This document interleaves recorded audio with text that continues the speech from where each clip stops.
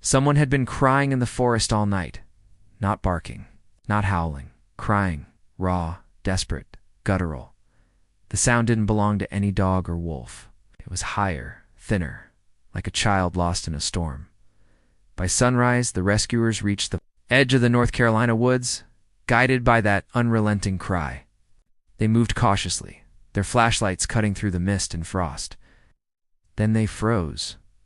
There she was, a young Bob, Catley 6 months old.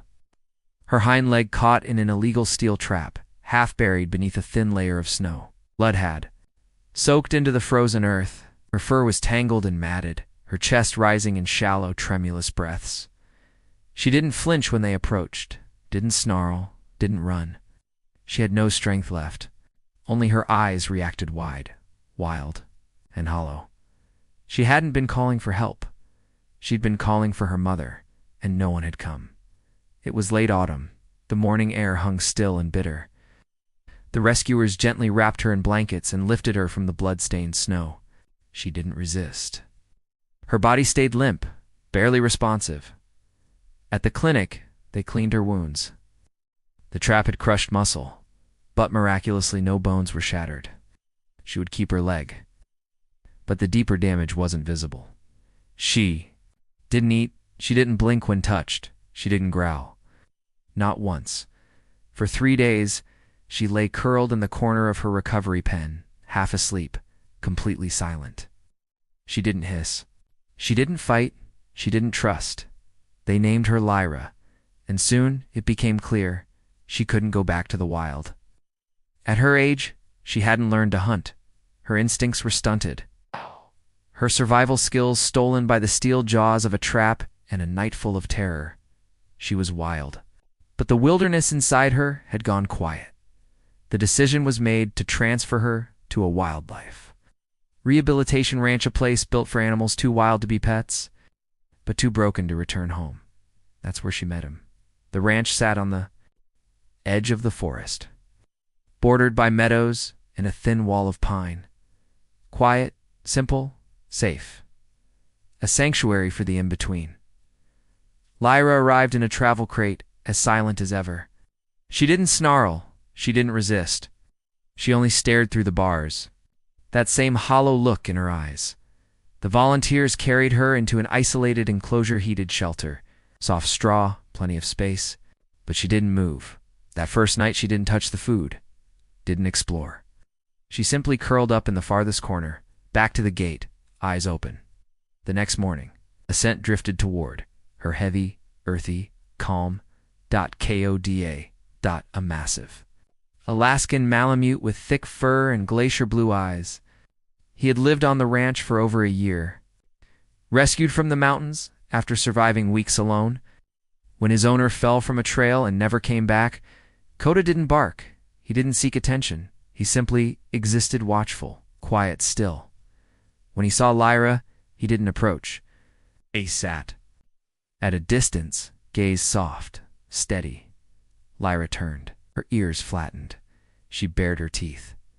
Coda didn't flinch. He blinked slowly, once, then walked away. The next day he came again. Same distance. Same silence. This time Lyra didn't hiss.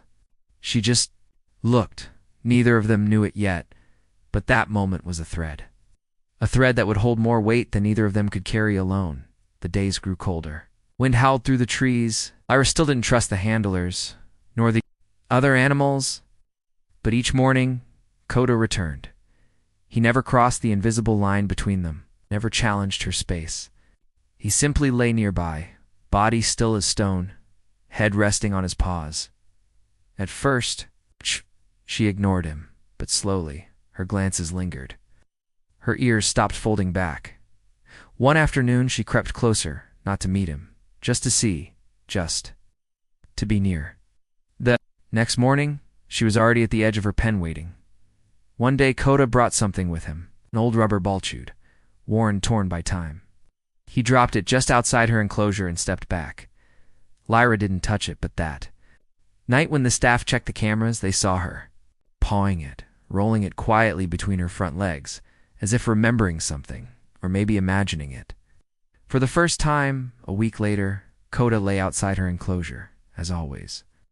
But this time Lyra didn't stay behind the fence. She stepped through the open gates, low, uncertain.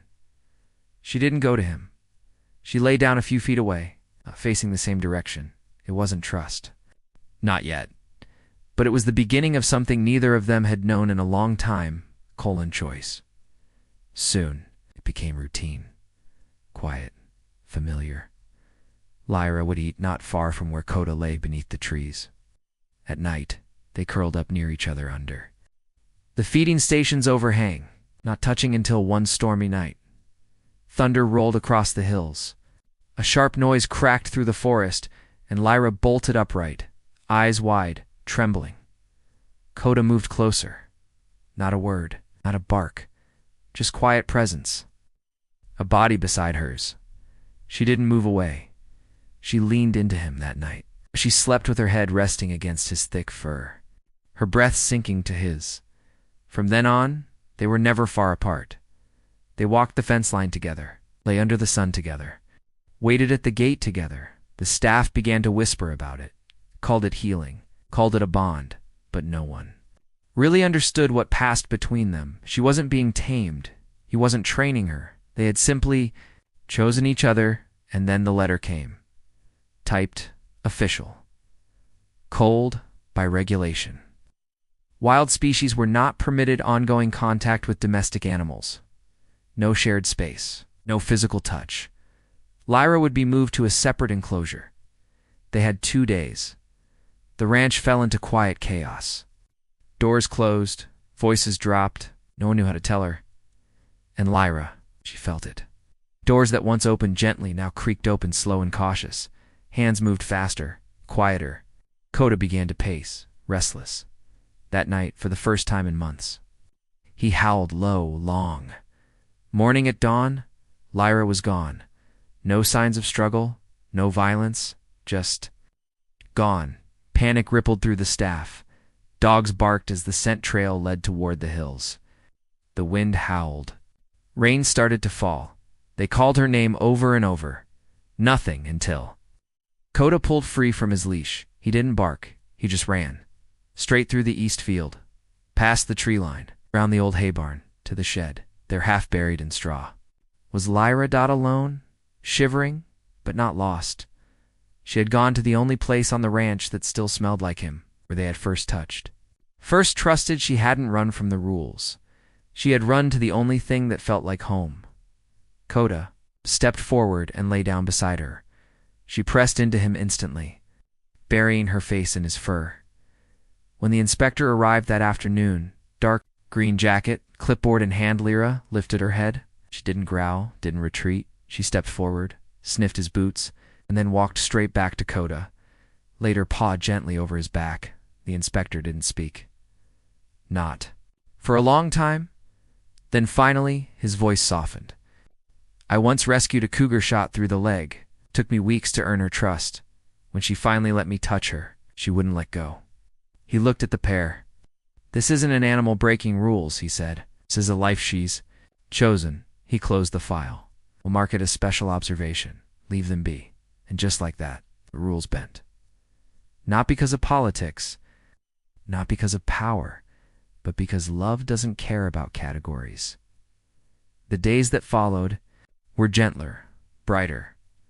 Lyra and Coda roamed the ranch together. No fences, no chains. Just 2 souls bound by choice. Other animals noticed. A nervous fox kit calmed when Lyra came close. A wounded fawn stopped trembling when she lay beside it. Lyra, this wasn't just healing. She was helping others heal. She had become a bridge between fear and safety. A quiet sentinel who never asked for trust, but created the space for it. And always, Coda was near. They moved like shadows of one another. When he rested in the sun, she curled at his side. When she roamed the edges of the forest, he followed. When storms came, they found shelter together. They didn't need commands or callers. They had each other, and to everyone at the ranch. They weren't just animals anymore. They were the heart of the place, a rhythm of healing, a story of survival, and at the far end of the field, beneath the sunset sky, There's a wooden shed with a hand-painted sign, Lyra and Coda's place, where the wild feels safe. That's where they go most evenings. He's older now, slower. She walks tall and steady beside him.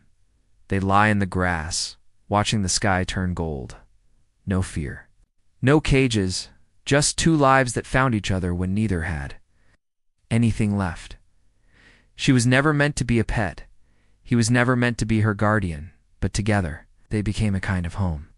A reminder that healing doesn't mean going back to who you were. It means becoming stronger, because someone stayed beside you when it mattered most, because someone chose you. Thank you for watching. If this story moved you, join us at Pawthos and subscribe to Pawthos, where rescue meets the wild and love always finds a way. Every life matters. Every rescue has a voice. And every bond has the power to change everything.